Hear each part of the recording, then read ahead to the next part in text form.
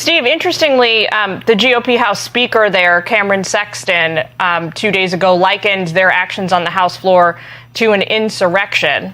He said this amounted to the same thing, an argument that painfully echoes an argument that Washington, D.C. has been having now, lawmakers here for more than 2 years, obviously following January 6th. Do you think the temperature could get even more heated in light of that accusation? I think it certainly can, and I think these accusations and the rhetoric really make that a possibility. When you do watch the video and you see the heavy security out in front, you see the lawmakers trying to get in, and you see the angry crowd around, certainly a potentially explosive situation. Now compare this with what actually happened. On the floor of the House, 3 Democrats use a megaphone. They delay things for 45 minutes. They cause some consternation and some delays. And from that action, which seems, fairly harmless, not a crime, now we have a really inflamed situation where you have people traveling from all over the state to be here, people feeling that democracy is being threatened, and a real sense of potential unrest around the State House in Nashville.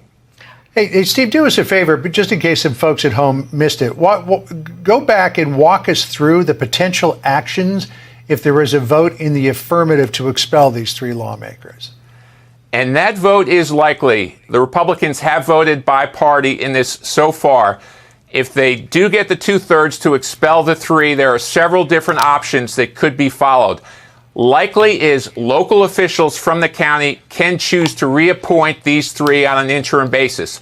Also, any of these 3, even though they're expelled, they can run for that seat again in a special election.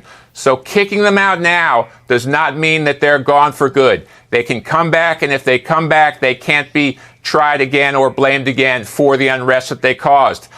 But the sad thing and the worrisome thing is, in the wake of a horrific school shooting, which really traumatized the city of Nashville and much of the state as well, now you have really new waves, new repercussions from this, where you have both sides really at each other's throat here, with lawmakers having a tough time simply getting in the building, and charges that this is an attempt to bring down democracy in the state of Tennessee. Democrat lawmakers suggest she avoided expulsion from Tennessee legislature because she is white.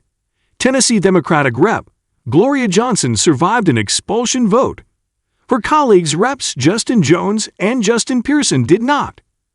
A Democrat lawmaker in Tennessee who survived a vote to expel her from the state legislature on Thursday attributed her survival to the color of her skin.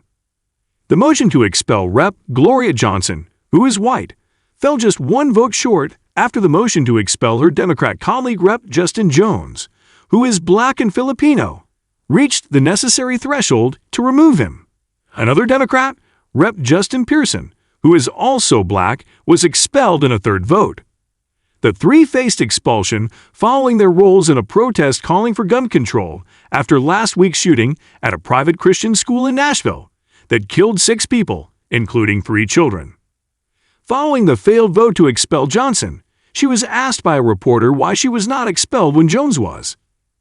"It might have to do with the color of our skin," she responded.